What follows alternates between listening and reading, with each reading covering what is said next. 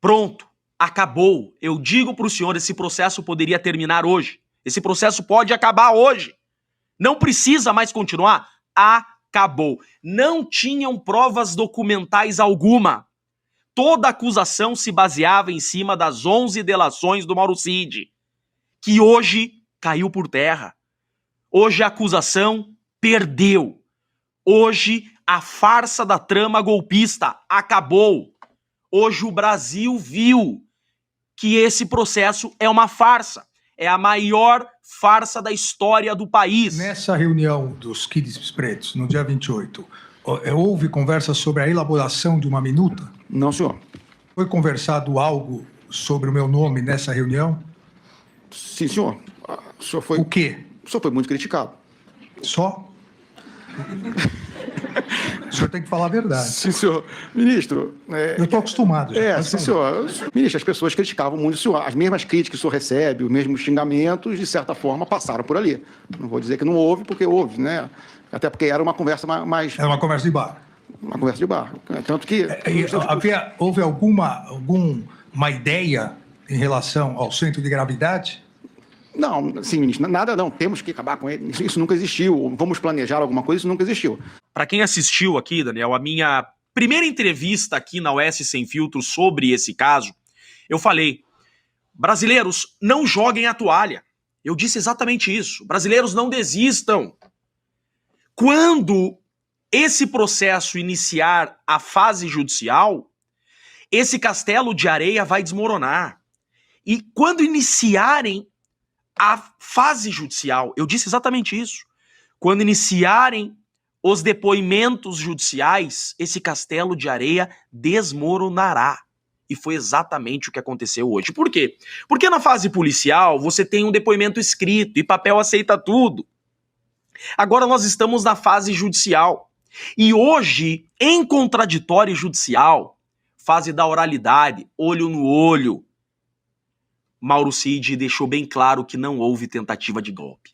A principal testemunha da acusação, porque embora réu, Mauro Cid não deixa de ser uma testemunha porque está compromissado a dizer a verdade, é um réu colaborador, na presença do relator, do PGR, Mauro Cid disse hoje que não houve tentativa de golpe.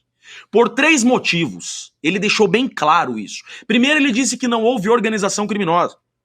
Ele disse que nunca houve grupos para atentar. Nunca houve uma mobilização em grupos para atentar contra a democracia. Nunca houve a união de grupos, de pessoas para golpe. Segundo ponto, ele disse que na principal reunião da trama golpista não se falou em golpe. Tanto que ele foi constrangido pelo ministro. O ministro disse para ele, opa, você não pode mentir aqui. O que falaram de mim? O ministro disse. E ele respondeu, apenas criticaram Vossa Excelência. Mauro Cid disse que na principal reunião que levou Felipe Martins à prisão, que levou os Kid Preto à cadeia, a principal reunião desse processo, que trouxe todos aqui, que tornou o Bolsonaro réu, a principal reunião da trama golpista, o Mauro Cid, hoje a principal prova desse processo, que é o Mauro Cid, disse que nessa reunião não se falou em tentativa de golpe, não se falou em trama golpista, não se falou em atentar contra o ministro. Apenas houve críticas e palavras de baixo calão ao ministro. E, inclusive, Mauro Cid ficou constrangido em responder isso, porque ele sabe que não era essa a resposta que o relator queria ouvir, mas ele disse que nessa reunião da trama golpista não se falou em atentar contra o ministro. E por último, o terceiro ponto que deixa claro que não houve tentativa de golpe, ele disse que o presidente Bolsonaro nunca se reuniu com militares para tratar de golpe.